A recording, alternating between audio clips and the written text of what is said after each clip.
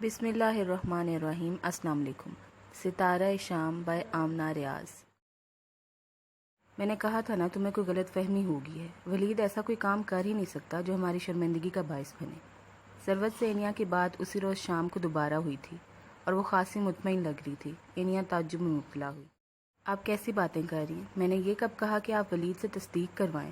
بھئی وہ غلط ایکٹیویٹیز میں پڑا ہوا ہے، میں نے خود سارا سٹف اس کے کمرے میں دیکھا ہے۔ میری اس سے بات ہو گئی ہے انو، اس نے ایڈمٹ کیا ہے کہ وہ اسموکنگ کرتا رہا ہے۔ باقی سب چیزوں کے لیے وہ کہہ رہا تھا اس کے دوستوں کی ہیں جو وہ جلد ہی انہیں واپس کر دے گا۔ کہہ رہا تھا انو بے وجہ پریشان ہوگی، اگر پہلے مجھ سے بات کر لیتی تو آپ سے یقیناً بات کرنے کی نوبت ہی نہ آتی۔ ممی وہ جھوٹ بول رہا ہے، انیا نے رونکھی ہو کر کہا تھا۔ میں نے اسے سمجھانے کی کوشش کی تھی مگر اس نے میری بات نہیں سنی، الٹا مجھے دھمکانے لگا۔ انو پلیز بیٹا، میرے لیے پہلے ہی بہت پرابلمس ہیں، انہیں بڑھاؤ مت، ثروت نے عاجزی سے کہا تھا۔ اگر تمہارا ولید سے کوئی جھگڑا ہوا ہے تو آپس میں اسے سلجھا لو، بات کو اتنا بڑھانے کی کیا ضرورت ہے بھلا؟ ممی، اس نے کہنا چاہا، ولید نے مجھے بتایا کہ چند روز پہلے تمہارا اور اس کا کوئی جھگڑا ہوا تھا جس کا بدلہ لینے کے لیے تم اس طرح کی باتیں کر رہی ہو، اور آپ نے اس کی بات پر یقین بھی کر لیا؟ اس نے صدمے کی کیفیت میں پوچھا تھا۔ یقین نہ کرنے کی کوئی وجہ بھی تو نہیں ہے، میں تم دونوں کو بہت اچھی طرح سے جانتی ہوں، ثروت نے بے چارگی سے کہا اور اسے بھائیوں کے ساتھ سلوک سے رہنے کی تاکید کر کے فون بند کر دیا۔ انیا بہت دیر تک بیجا فون کو ہاتھ میں لیے بیٹھی رہی اور پھر تھک ہار کر اس نے فیصلہ کیا کہ اسے خود کو حالات کے دھارے میں بہنے کے لیے چھوڑ دینا چاہیے۔ ماوا نے بری طرح ہڑبڑا کر دیکھا اور کچھ بول نہ سکی۔ وہ جلال الدین تھا اور اس نیم تاریک ویران راہدری میں اس کے اتنا قریب تھا کہ ماوا کو اس کی سانسوں کا لمس تک اپنے چہرے پر محسوس ہوتا تھا۔ اس کا دل جیسے کسی نے مٹھی میں جکڑ لیا تھا۔ جلال اس کے اتنا قریب تھا کہ ماوا ذرا سا ہلتی تو اس کے آویزے کے موتی تک جلال کے چہرے کو چھو جاتے۔ ماوا نے ہوش میں آتے اس کے گرفت سے آزاد ہونا چاہا، لیکن جلال کا ایسا کوئی ارادہ نہ تھا۔ ماوا کا دل اور لرزا۔ جلال نے جلدی سے اس کے منہ پر ہاتھ رکھ کر آواز کا گلا گھونٹ دیا۔ تنوی اس طرف آ رہی ہو، کوئی آواز مت نکالنا ورنہ اسے پتہ چل جائے گا ہم دونوں یہاں ہیں۔ جلال نے آواز دبا کر کہا تھا، لیکن اس کی نظریں مستقل ماوا کے چہرے پر جمی تھی۔ ماوا کی آنکھیں گویا پھٹی کی پھٹی رہ گئی۔ اس کا بس نہ چلتا کہ کسی طرح جلال سے آزاد ہو کر بھاگ جائے، لیکن یہ بات سن کر اس کی مزاحمت دم توڑ گئی اور جلال اس کی سماعت کو کہ راہدری کے دھانے سے آتی اٹھتے گرتے قدموں کی آوازوں کی طرف لگی تھی، لیکن آنکھیں ماوا کے ایک ایک نقش کو جذب کر لینا چاہتی تھیں۔ چند لمحوں کے بعد آوازیں آنا بند ہو گئی تھیں۔ اسی پل ماوا تڑپ کر اس سے دور ہو گئی۔ تو تم یہاں کیا کر رہے ہو؟ یہی تو میں تم سے پوچھنے والا تھا کہ تم اس وقت یہاں کیا کر رہی ہو؟ میں وہ بوکھلائی پہلے ہوئی تھی، اس بات پر اور گڑبڑائی۔ میں وہ ایکچولی غلطی سے اس طرف آ گئی تھی، مجھے ابھی حویلی کے راستوں کا ٹھیک سے علم نہیں ہے نا، تو سمجھ نہیں آ رہا کہ کس طرف جاؤں۔ اسے بروقت مؤثر بہانہ سوچ گیا تھا۔ جب تمہیں راستوں کا نہیں پتا تو اکیلے نہیں آنا چاہیے تھا، تم کسی کو ساتھ لے کر آتی، جلال نے کہا۔ کم آن جلال، میں کوئی بچی تھوڑا ہوں کہ ہر وقت کسی نہ کسی کی انگلی تھام کر پھروں، اس نے بات ہنسی میں ٹالنا چاہی۔ دیکھو میں نے اس وقت بھی تو درست راستہ ڈھونڈ ہی لیا نا۔ ہاں تمہاری بات بھی ٹھیک ہے، ویسے بھی حویلی سے جان پہچان ابھی سے نہیں بڑھاؤ گی تو بعد میں دقت ہوگی، کیونکہ بالآخر آنا تو تم نے یہی ہے، جلال نے مسکراتے ہوئے لطیف سے انداز میں کہا تھا۔ ماوا نے مسکرانے کی کوشش کی لیکن ایک ہونک سی مسکراہٹ اس کے چہرے پر آ کر ٹھہر گئی۔ یہ نہیں کہ وہ جلال کی بات سمجھ نہ پائی تھی، بات سمجھ گئی تھی، اسی لیے ہونک بن گئی تھی۔ میں جاتی ہوں، کوئی آ نہ جائے۔ وہ انسنی کرتے ایک طرف سے نکل جانے لگی، لیکن ایک جھٹکے سے اسے رکنا پڑا کیونکہ اس کا ہاتھ جلال کے ہاتھ میں تھا۔ جلال کے لبوں پر دلکش مسکراہٹ تھی اور وہ بڑی چاہ سے ماوا کو دیکھتا تھا۔ اپنا اعتماد بحال رکھنے کی انتہائی کوشش کے باوجود ماوا ہراساں نظر آئی۔ کوئی کام ہے جلال؟ جلال سے اس کی گھبراہٹ مخفی نہ رہی تھی، لیکن وہ چپ چاپ اسے دیکھتا رہا۔ مجھے جانے دو جلال، کوئی آ جائے گا، ماوا نے بڑی دقتوں سے کہا تھا۔ کیا میں نے تمہیں کبھی بتایا کہ تم کتنی خوبصورت ہو؟ جلال نے غیر محسوس انداز میں چند قدم اس کی طرف بڑھاتے ہوئے پوچھا تھا۔ میرا خیال ہے میں نے تو کبھی یہ بھی نہیں بتایا کہ میں تم سے کتنی محبت کرتا ہوں۔ ایک بار پھر وہ اس کے اتنا قریب آ گیا کہ فرار کے تمام راستے مسدود نظر آتے تھے۔ ماوا نے اپنے دل کو بے ہنگم انداز میں دھڑکتے ہوئے سنا تھا۔ اس نے صدقے دل سے دعا کی کہ تنویہ کوئی اور اس طرف آ ہی جائے، یقیناً یہ قبولیت کی گھڑی تھی۔ اسی پل کہیں کھٹکا سا ہوا تھا۔ جلال جو ایک ٹرانس کی کیفیت میں مبتلا اسے دیکھ رہا تھا، سپٹا کر اسے دور ہو گیا۔ ایک مشکل صورتحال سے بچ نکلنے کا یہ واحد موقع ہاتھ ہی لگا تھا، سو ماوا فی الفور وہاں سے کھسک لی۔ جب تک جلال کو اسے روکنے کا خیال آیا وہ بہت دور جا چکی تھی۔ جلال نے دیکھا راہدری کے آخری سرے پر گھبراہٹ کے مارے ماوا کے قدم الٹے سیدھے پڑ رہے تھے۔ اس کے لبوں پر جاندار مسکراہٹ بکھر گئی تھی۔ دوسری جانب معاملے کی نزاکت کو سمجھتے ہوئے شبی نے تنوی کو پچھلی طرف جانے سے روکا تھا۔ وہ اسے جلال کا تعاقب کرتے تو دیکھ ہی چکا تھا اور اسے یقین تھا کہ اگر تنوی جلال اور ماوا کو اکٹھے دیکھ لیتی تو اس نے پوری حویلی میں شور مچانے سے ہرگز نہ چوکنا تھا۔ عورتوں کا ہاتھ یوں بھی عقل کی طرف سے تنگ ہوتا ہے۔ تنوی کے پاس تو عقل نام جیسی کوئی چیز سرے سے تھی ہی نہیں۔ کہاں بھاگتی پھر رہی ہو تم؟ تنوی کے تیز تیز اٹھتے پڑتے قدم شبی کی آواز پر ٹھٹک کر رکے تھے۔ وہ میں تو حسب عادت وہ گڑبڑا گئی۔ اب اس بات کا کیا مطلب ہے؟ وہ تسنیم سے کچھ کام تھا، میں نے اسے پچھلی طرف جاتے دیکھا تھا، اسی لیے اسے ڈھونڈنے جا رہی تھی۔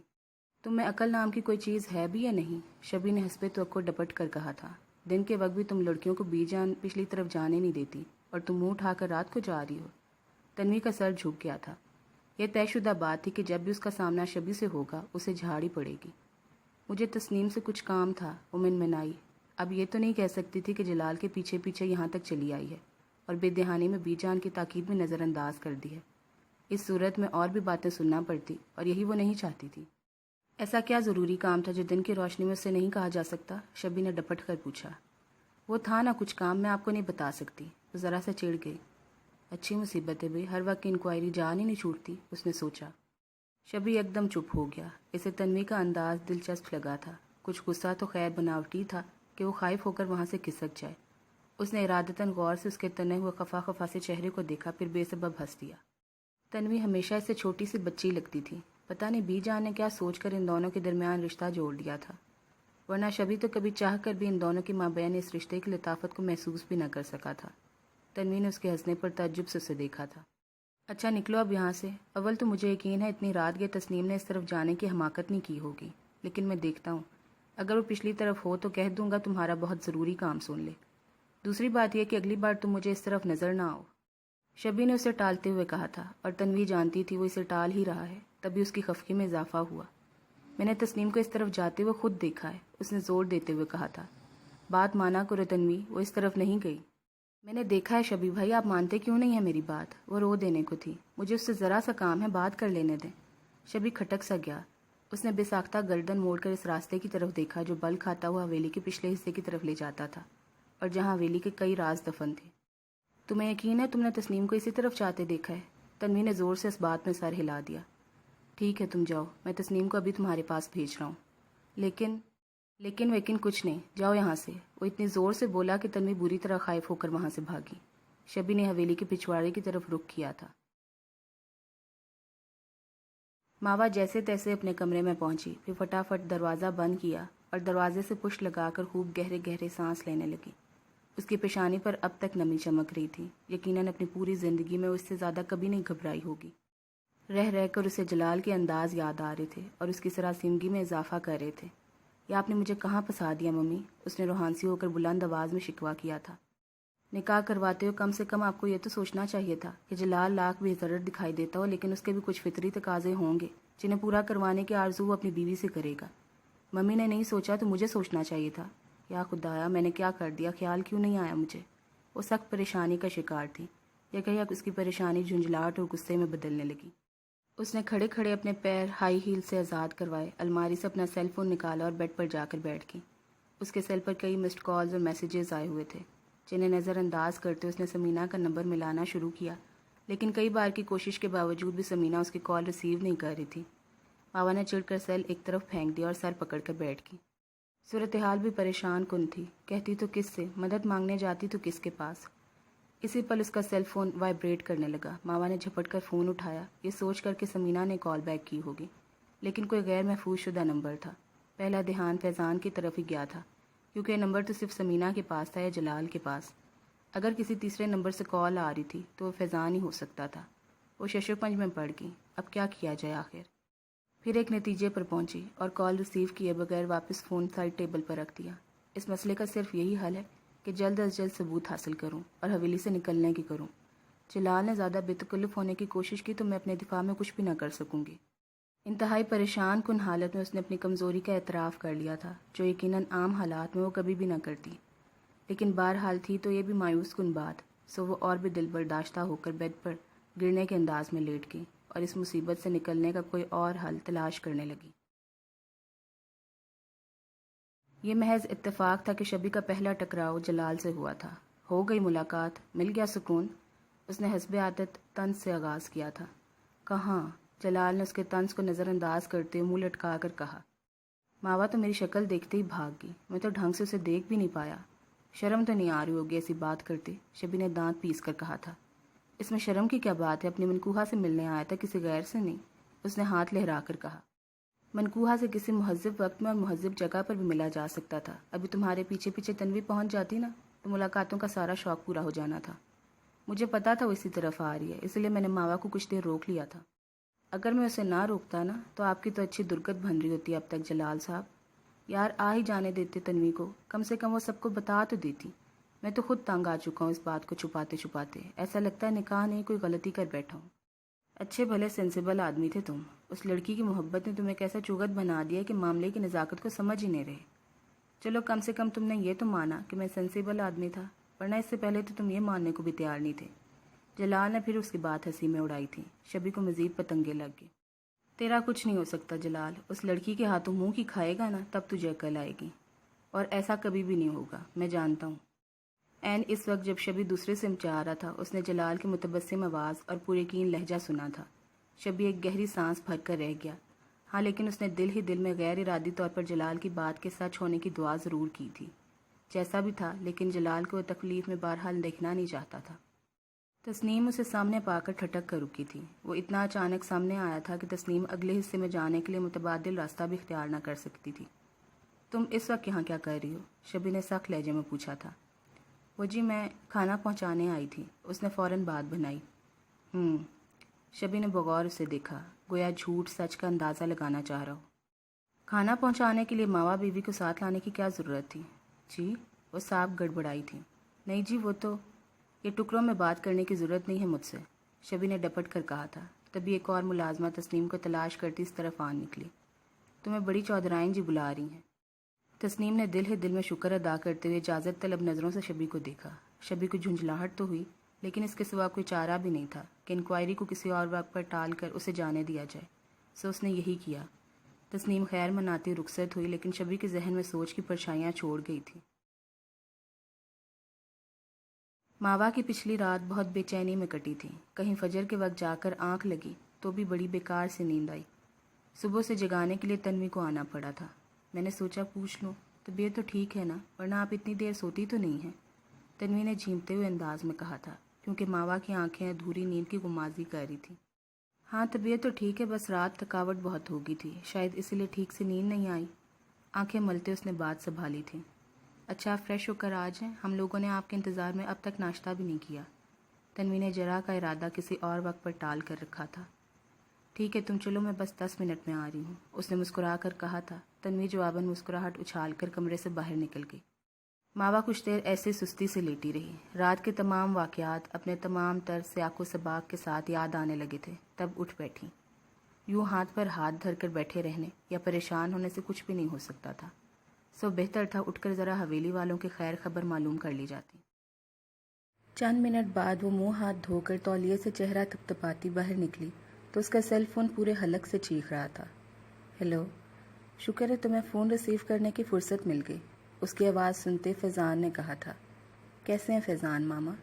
اس نے فیضان کے انداز و سوال کو نظر انداز کرتے ہوئے عام سے لہجے میں پوچھا تھا۔ یہ کیا حماقت کی ہے تم نے؟ فیضان نے بھی اس کا سوال نظر انداز کیا۔ ممی آپ کو ڈیٹیلز بتا تو چکی ہیں، آپ مجھ سے کیا سننا چاہ رہے ہیں فیضان ماما؟ اس نے ٹاول بیڈ پر اچھالتے ہوئے کہا تھا۔ مجھے صرف اتنا بتا دو کہ اس وقت تمہاری عقل کہاں تھی جب تم آپا کی بان مان کر حویلی جا رہی تھی؟ ماوا نے ایک گہری سانس بھری۔ ذہن میں ان جملوں کو جو یہ پتہ چلتے ہی کہ فیضان کو اس کی حویلی جانے کی خبر مل چکی ہے، اس نے اسے مطمئن کرنے کے لیے بطور اسکرپٹ تیار کیے تھے، ترتیب دیا اور معتدل لہجے میں بولی۔ آپ کے تمام اعتراضات درست ہیں، تمام خدشات بھی درست ہیں، لیکن حقیقت یہی ہے ماما کہ ممی نے مجھے اتنا ایموشنل بلیک میل کر دیا تھا کہ میرے پاس ان کی بات ماننے کے سوا کوئی راستہ بچا ہی نہیں تھا۔ جانے دو ماوا، تم کو آج تک کوئی ایموشنل بلیک میل کر سکا ہے بھلا؟ فیضان کا لہجہ استہزائیہ تھا۔ یہ بات تم ان سے کہنا جو تمہیں جانتے نہ ہوں۔ اس سارے میں تمہاری 100% مرضی شامل تھی، تبھی تم نے حویلی جانے کا فیصلہ کیا۔ مجھے یہ بھی اندازہ ہے کہ سمینہ آپا نے رجب بھائی سے متعلقہ حقائق کس انداز میں تمہیں سنائے ہوں گے، لیکن تمہیں بھی عقل سے کام لینا چاہیے تھا ماوا۔ شیر کی کچار میں جا کر بیٹھ جانا اور یہ توقع کرنا کہ شیر آپ کو کوئی نقصان نہیں پہنچائے گا، میری حماقت نہیں تو اور کیا ہے؟ تمہیں تو میں بہت عقل مند سمجھتا تھا۔ ماوا نے ایک نظر گھور کر سیل فون کو دیکھا جیسے وہاں فیضان کی تصویر آ رہی ہو، لیکن ساتھ ہی اس نے دل میں اعتراف بھی کیا تھا کہ فیضان بہرحال اسے بہت اچھی طرح جانتا ہے۔ آپ ٹھیک کہہ رہے ہیں، مجھے کوئی بلیک میل نہیں کر سکتا، لیکن ممی کی بات دوسری ہے، وہ کوئی نہیں ہے، میری ماں ہے۔ پھر بات بھی میرے بابا کی تھی، سو مجھے ماننا ہی پڑا۔ اور یہ بھی سچ ہے کہ میں ممی کی بات ٹال بھی دیتی، بشرطے کہ انہوں نے میرا انکار سن کر خودکشی کی کوشش نہ کی ہوتی۔ کیا؟ فیضان کے لیے بہت بڑا دھچکا تھا۔ سمینہ آپا نے خودکشی کی کوشش کی اور مجھے اب بتا رہی ہو تم؟ میں نے تو آپ کو باقی باتیں بھی پہلے ہی نہیں بتائی تھی، پھر اس اعتراض کا کیا جواز ہے؟ اس نے گہری سانس بھر کر کہا۔ پھر بھی ماوا، تمہیں ہم میں سے کسی کو تو اعتماد میں لینا چاہیے تھا۔ مجھے نہیں بتایا تو فیاض بھائی کو بتاتی، اور ان کو بھی نہیں تو شہروز سے ڈسکس کیا ہوتا، پھر آپا کو ہینڈل کرنا ہماری ذمہ داری ہوتی۔ میں نے کوشش کی تھی ماما، لیکن اس وقت حالات ہی کچھ ایسے ہو گئے تھے کہ ہر بات ممی کے حق میں اور میرے خلاف چاہتی تھی۔ تم اپنی کمزوری کو اب حالات کے گھاٹے میں مت ڈالو، فیضان نے سلگ کر کہا تھا۔ میں سچ کہہ رہی ہوں ماما، میں نے فیاض ماما سے بات کرنے کی کوشش کی تھی، لیکن انہوں نے اس وقت یہ کہہ کر مجھے خاموش کروا دیا تھا کہ ممی نے زندگی میں بہت مشکلات دیکھی ہیں اور مجھے ان کی ہر بات ماننا چاہیے، جبکہ شہروز روانی سے بولتے ہوئے یکلگ خاموش ہو گئی تھی۔ ہاں، آپ کہہ دو کہ شہروز نے بھی ایسی کوئی بات کہہ کر تمہیں خاموش کروا دیا تھا، فیضان نے اس کی طویل خاموشی سے اکتا کر کہا تھا۔ ماوا بری طرح چڑ گئی۔ جی نہیں، اس نے کچھ کہہ کر مجھے خاموش نہیں کروایا تھا، بس جب میں نے اسے کال کی تو فون اس کی گرل فرینڈ نے ریسیو کی تھی، اور شہروز نے مجھے صرف اتنا بتایا کہ وہ کچھ روز پہلے شادی کر چکا ہے۔ اب مجھے آپ صرف اتنا بتا دیں کہ اس کے بعد میرے پاس کیا جواز رہ جاتا تھا کہ میں اپنا اتنا پرسنل معاملہ اس سے ڈسکس کرتی۔ وہ ہر لفظ دانتوں تلے چبا چبا کر ادا کر رہی تھی۔ فیضان سے کچھ بھولا ہی نہیں گیا، کہتا بھی کیا، انکشاف پہ انکشاف کے اس سلسلے نے جیسے اسے گمسم ہی کر دیا تھا۔ شہروز نے تم سے خود کہا کہ وہ شادی کر چکا ہے؟ اس نے جیسے دل کی تسلی کے لیے پوچھا تھا۔ نہیں، میں جھوٹ بول رہی ہوں، ماوا بری طرح تاؤ کھا کر بولی تھی، اور پتہ نہیں میں آپ کو اتنی وضاحتیں کیوں دے رہی ہوں، جبکہ آپ کو میری کسی بات کا یقین ہی نہیں آ رہا۔ یہ بات نہیں ہے کہ مجھے یقین نہیں آ رہا، فیضان نے کہا، لیکن تمہاری ساری باتیں اتنی ناقابل یقین ہیں کہ میں چاہ کر بھی یقین نہیں کر پا رہا۔ ٹھیک ہے، پھر میں فون بند کرتی ہوں، جب آپ کو یقین آ جائے تب بات کر لیں گے۔ ویسے بھی مجھے بہت بھوک لگ رہی ہے اور سب لوگ ناشتے پر میرا انتظار کر رہے ہیں۔ میرا یہاں پریشانی سے برا حال ہے اور تمہیں اپنے ناشتے کی پڑی ہوئی ہے، تو اور کیا کروں؟ بھلا اس پریشانی کا کوئی فائدہ ہے؟ وہ جلد ہی اپنے سابقہ ٹون میں لوٹ آئی تھی۔ تم صرف یہ کرو کہ اپنا سامان سمیٹو اور فوراً سے بیشتر لاہور پہنچ جاؤ، فیضان نے حکمیہ انداز میں کہا تھا۔ آئی ایم سوری ماما، آپ کی بات اب نہیں مان سکتی، شیر کی کچار میں آ ہی گئی ہوں تو اس کے منہ کا نوالا چھینے بغیر واپس نہیں آؤں گی، اس نے سنجیدگی سے کہا تھا۔ ڈائیلاگ ذرا کم بولو تو اچھا ہوگا، فیضان نے کہا۔ ماوا ہنستی۔ تو آپ کا کیا خیال تھا، ڈائیلاگ صرف آپ بول سکتے ہیں؟ اس کا انداز نیم سنجیدہ سا تھا۔ مطلب صرف یہ تھا، اب یہاں آ ہی گئی ہوں تو ثبوت لیے بغیر واپس نہیں آؤں گی۔ ٹھیک ہے، تم نہیں آ رہی تو میں وہاں آتا ہوں، فیضان نے اپنے انداز میں کہا۔ اور اس سے کیا ہوگا؟ ماوا نے پوچھا۔ کیا یہ لوگ ہمیں ثبوت جلد فراہم کر دیں گے؟ نہیں، کبھی بھی نہیں، الٹا بنا بنایا کھیل بگڑ جائے گا۔ آپ میرے لیے مشکلات کھڑی کرنے کے سوا اور کچھ نہیں کر سکتے۔ ان سب باتوں کے باوجود میں تمہیں وہاں اکیلے نہیں رہنے دے سکتا۔ اگر ان لوگوں نے تمہیں کوئی نقصان پہنچا دیا تو؟ میں جب یہاں آ رہی تھی تو میں نے بھی ممی سے یہی کہا تھا، آپ کو جو خدشات اب لاحق ہیں مجھے اس وقت بھی تھے، لیکن ہوا کیا؟ یہی مجھے آنا پڑا، اپنی مرضی سے یا ممی کے فورس کرنے پر، یا شاید یہ بات میری قسمت میں لکھی ہوئی تھی۔ جو بھی ہوا مجھے آنا تو پڑا، اور اب آ ہی گئی ہوں تو ہر بات سے لاپرواہ ہو کر وہ کام کرنا چاہتی ہوں جس کے لیے یہاں آئی تھی۔ مجھے کوشش کر لینے دے ماما، ہو سکتا ہے میں کامیاب رہوں۔ محض مفروضوں کی بنیاد پر وہاں بیٹھے رہنا اور بھی بڑی حماقت ہوگی ماوا، فیضان نے نرمی سے سمجھایا تھا۔ نہیں، اب ایسی کوئی بھی بات نہیں ہے، میرا خیال ہے مجھے کچھ اور دن یہاں رکنا پڑے گا، جلد ہی مجھے ثبوت مل جائیں گے۔ میں آ رہا ہوں وہاں، اور تمہاری کوئی بات بھی نہیں سنوں گا، فیضان نے اس کی ساری باتوں کو نظر انداز کرتے فیصلہ کن انداز میں کہا تھا۔ Please mama, try to understand, اس نے جھنجھلا کر کہا تھا۔ زیادہ سے زیادہ بھی میں 1 یا 2 دن میں حویلی میں ہوں گا، تم اپنا سامان پیک کرو۔ فیضان نے اس کی اگلی بات سنے بغیر فون بند کر دیا تھا۔ ماوا نے بیزاری سے سیل فون بیڈ پر اچھال دیا۔ رات بھر میں وہ اسی نتیجے پر پہنچی تھی کہ اسے جلد از جلد حویلی سے نکلنا چاہیے۔ فیضان سے بات کر کے اس کے ارادے میں پختگی آئی تھی، کیونکہ وہ جانتی تھی فیضان نے اگر کہا ہے تو وہ پہنچ ہی جائے گا، اور اس سے پہلے کہ صورتحال بگڑتی یا معاملہ اس کے ہاتھ سے نکلتا، اسے ثبوتوں تک رسائی حاصل کرنا تھی۔ فیضان نے ابھی فون بند ہی کیا تھا کہ اس کے آفیشیل نمبر پر کال آنے لگی۔ السلام علیکم توقیر بھائی، بڑے دن بعد مجھے یاد کیا۔ اس نے حت المقدور اپنا لہجہ فریش رکھا تھا۔ وعلیکم السلام. یار میں نے تو پھر بھی تمہیں یاد کیا, تمہیں اتنی بھی توفیق نہ ہوئی؟ انہوں نے جواباً فوراً جتا دیا تو فیضان کہکا لگا کر ہنس دیا. کیا کروں توقیر بھائی, اس کاروبار نے تو سر اٹھانے کے قابل بھی نہیں چھوڑا, اتنی مصروفیت ہے کہ بس. اچھا سنو, دانیال کے ساتھ آج کل تمہارے تعلقات کیسے جا رہے ہیں؟ اچانک توقیر صاحب نے پوچھا. فیضان الجھے. سوال کچھ عجیب سا تھا. کیا مطلب توقیر بھائی, یہ کیسا سوال ہے؟ میں کچھ سمجھا نہیں. مطلب یہ کہ تمہارا کوئی جھگڑا وغیرہ تو نہیں ہوا؟ کاروباری معاملات میں 100 طرح کے اتار چڑھاؤ آتے رہتے ہیں, اسی حوالے سے پوچھ رہا ہوں. نہیں ایسا تو کچھ بھی نہیں ہے, فیضان نے سابقہ الجھن کے ساتھ جواب دیا. بلکہ میرا خیال ہے بطور بزنس پارٹنر ہمارے تعلقات تو مثالی ہیں. اگر ایسی بات ہے تو دانیال پارٹنرشپ ختم کرنے کی بات کیوں کر رہے؟ توقیر صاحب نے مزید الجھ کر جیسے خود کلامی کے انداز میں کہا تھا, بلکہ در حقیقت فیضان کے سر پر بم دے مارا تھا. یہ کیا کہہ رہے ہیں آپ؟ ہاں فیضان, میں نے اسی لیے تمہیں فون کیا ہے. ابھی تھوڑی دیر پہلے میری دانیال سے بات ہوئی ہے اور اس نے مجھے کہا کہ وہ تمہارے ساتھ مزید کوئی کام نہیں کرنا چاہتا, اس لیے پارٹنرشپ کو ختم سمجھا جائے. میں تمہیں انفارم کر دوں کہ جلد سے جلد اس کے انیکسی خالی کر دو, اور یہ کہ اس کا وکیل 1-2 روز میں تمہیں نوٹس بھی بھجوا دے گا. میں تو خود بہت حیران ہوں اس کی باتیں سن کر, اسی لیے تمہیں فوراً فون کیا, اصل معاملے کا پتہ لگاؤں. کاروبار کون سا معمولی بات ہے کہ جب دل کیا شروع کر لیا اور جب دل چاہا ختم کر دیا. بالکل ٹھیک کہہ رہے ہیں آپ. مانتا ہوں میرا سرمایہ دانیال بھائی سے کم ہے, لیکن میری تو ساری جمع پونجی اس کاروبار میں لگ چکی ہے. میں کیسے اچانک پارٹنرشپ ختم کرنے کا متحمل ہو سکتا ہوں؟ اسے سمجھ نہیں آ رہی تھی کیا کہے. میں نہیں مانتا کہ دانیال بھائی نے ایسا کچھ کہا ہوگا, آپ کو ضرور کوئی غلط فہمی ہوئی ہے. نہیں فیضان, مجھے غلط فہمی ہرگز نہیں ہوئی, توقیر صاحب نے متحمل لہجے میں کہا تھا. دانیال نے میرے سامنے اپنا ارادہ ہی ظاہر کیا ہے, ہاں, لیکن ساتھ ہی اس نے یہ بھی کہا کہ تم کو انیکسی خالی کرنے کا کہہ دوں. میں کل 6 بجے تک ان کے پاس بیٹھا ایک پروجیکٹ ڈسکس کرتا رہا ہوں. اگر کوئی ایسا ارادہ تھا بھی تو انہوں نے مجھے اس وقت کیوں نہیں کہا؟ ہاں, یہ ایک اور حیرانی کی بات ہے. ضرور کوئی مس انڈرسٹینڈنگ ہو رہی ہے توقیر بھائی. میں دانیال سے دوبارہ بات کرتا ہوں. نہیں, آپ فون پر بات نہ کریں, میں آپ کو پک کر لیتے ہوں, ہم دونوں دانیال بھائی کے آفس جا کر بات کرتے ہیں. اچھا ہے, کوئی کنفیوژن نہ رہے, فیضان نے کہا. ٹھیک ہے, میں تمہارا انتظار کرتا ہوں. کچھ دیر بعد وہ دونوں دانیال حسن کے آفس پہنچ گئے تھے, اور دانیال حسن نے انتہائی بدتمیزی کا مظاہرہ کرتے ان دونوں سے ملنے سے انکار کر دیا تھا. واٹ دی ہیل, آخر اس طرح کے رویے سے دانیال بھائی ثابت کیا کرنا چاہ رہے؟ فیضان ایک دم طیش میں آ گئے تھے. مانتا ہوں میرے شیئرز 25% ہیں, لیکن ان کے پاس بھی ایسا کوئی اختیار نہیں ہے کہ پارٹنرشپ کو اس طرح اچانک ختم کر دیں. وہ پہلے ماوا کی وجہ سے پریشانی کا شکار تھے, اس افتاد پر بالکل ہی آؤٹ ہونے لگے. توقیر صاحب نے قدرے بوکھلا کر انہیں دیکھا. دانیال نے اگر کسی وجہ سے جلد بازی کا مظاہرہ کیا ہے تو ان کا خیال تھا فیضان ضرور تحمل کا ثبوت دیں گے. تم اپنا ٹیمپر تو لوز مت کرو, میں دانیال سے بات کرتا ہوں, توقیر صاحب نے جیب سے اپنا سیل فون نکالتے ہوئے کہا تھا. کچھ فاصلے پر جا کر انہوں نے بات کی, تبھی دانیال حسن کا پی این ان کا بلاوا لیے چلا آیا. تم ذرا یہاں انتظار کرو فیضان, میں دانیال سے بات کرتا ہوں. فیضان نے جزبز ہو کر انہیں دیکھا. انتہائی سبکی محسوس ہو رہی تھی, لیکن بات ماننے کے سوا کوئی چارہ بھی نہ تھا. سناچار اس بات میں سر ہلا دیا. آؤ توقیر, دانیال حسن نے ان کو دیکھتے ہی کہا تھا. کیا حماقت ہے یار دانیال, باہر فیضان بھی آیا بیٹھا ہے, تمہیں اسے بھی اندر بلانا چاہیے. توقیر صاحب نے آتے ان سے کہا تھا.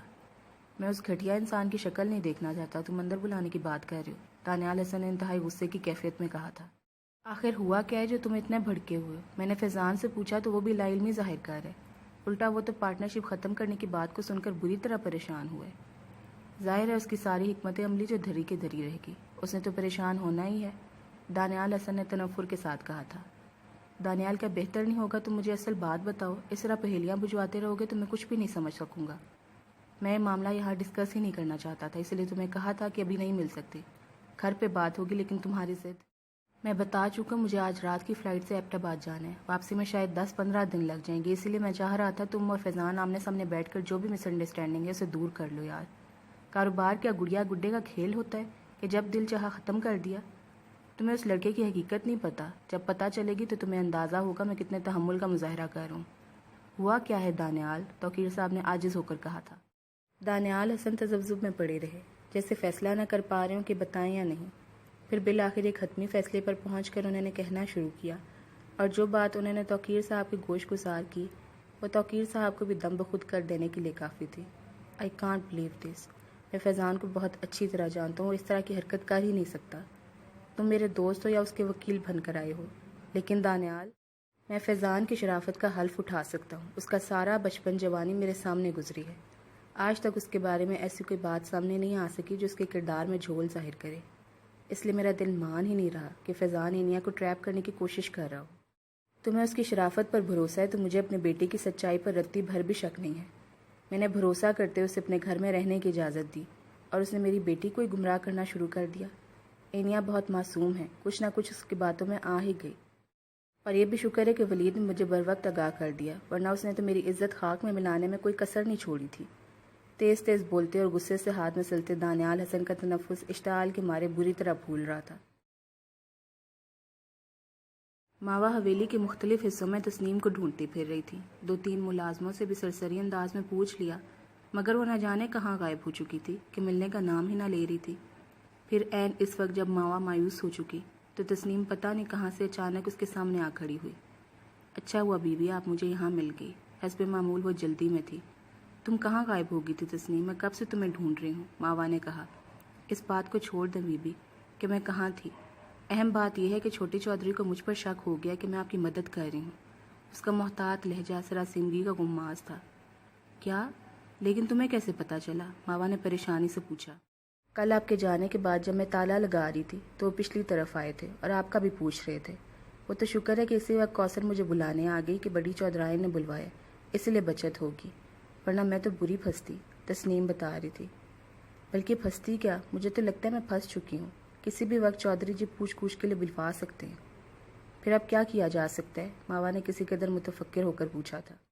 دوبارہ تو شاید ہمیں بات کرنے کا موقع بھی نہ مل سکے، اس لیے میں آپ کے لیے یہ لے آئی ہوں۔ تسنیم نے دوپٹے کے پلو سے بندھا ایک بوسیدہ سے لفافہ اس کی طرف بڑھا دیا۔ یہ کیا ہے؟ ماوا نے پوچھا۔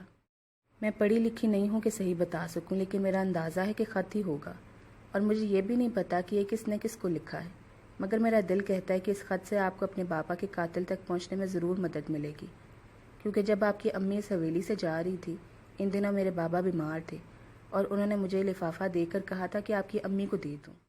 میں نے ان تک پہنچانے کی بہت کوشش کی تھی، لیکن انہیں جلدی میں حویلی سے جانا پڑا اور وہ خط نہ لے جا سکی۔ تب میرے بابا کو بہت افسوس ہوا تھا اور انہوں نے مجھ سے کہا تھا کہ میں یہ لفافہ سنبھال کے رکھوں اور اگر کبھی رجب چاچا سے وابستہ کسی انسان سے ملاقات ہو سکے تو اسے دے دوں۔ جب تک بابا کی بولنے کی صلاحیت کام کرتی رہی وہ مجھے یہی تاکید کرتے رہے۔ مجھ سے کوئی غلطی ہوئی، رات کو جب آپ پچھلی طرف آئی تھی مجھے اسی وقت ہی آپ کو دے دینے چاہے تھا، کم سے کم سر پر تلوار تو نہ لٹکتی رہتی۔ کون سی تلوار؟ وہ جو لفافے کو الٹ پلٹ کر دیکھ رہی تھی حیرانی سے بولی۔ یہی کہ آپ تک پہنچنے سے پہلے کوئی گڑبڑ نہ ہو جائے۔ ٹھیک ہے تسنیم، تمہارا شکریہ کہ تم نے میری اتنی مدد کی۔ خدا کرے مجھے اس خط سے کوئی ٹھوس ثبوت مل جائے تاکہ مزید کسی کی مدد نہ لینا پڑے، ماوا نے قدری بیزاری سے کہا تھا۔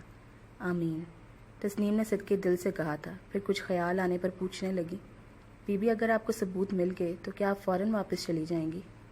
ہاں، بلکہ فوراً سے بھی بیشتر، ماوا نے سرعت سے کہا تھا، اور اس کا انداز صاف ظاہر کرتا تھا کہ وہ خود بھی حد سے زیادہ بیزار ہے۔ میں چلتی ہوں بی بی، ایسا نہ ہو مجھے کوئی آپ سے بات کرتا دیکھ لے اور کھٹک جائے۔ ماوا نے اس بات میں سر ہلا دیا اور وہ دونوں مخالف سمت میں مڑ گئیں۔ ماوا کی ساری توجہ اپنے ہاتھ میں دبے لفافے کی طرف تھی۔ کیسا اصرار پوشیدہ تھا اس لفافے میں کہ وہ چاہ کر بھی اس طرف سے دھیان ہٹا نہیں پا رہی تھی۔ وہ اپنی جونک میں تھی کہ سامنے سے آتے جلال سے ٹکرا گئی۔ مرد چاہے کتنا بھی سیدھا یا معصوم کیوں نہ ہو، اسے ایسے ٹکراؤ بہت پسند آتے ہیں، خصوصاً تب جب صنف مخالف سے شرعی رشتہ بھی ہو تو ایسے ٹکراؤ کی اہمیت اور بھی بڑھ جاتی ہے۔ کہاں بھاگتی پھر رہی ہیں آپ محترمہ؟ جلال نے خوشگواری سے پوچھا تھا۔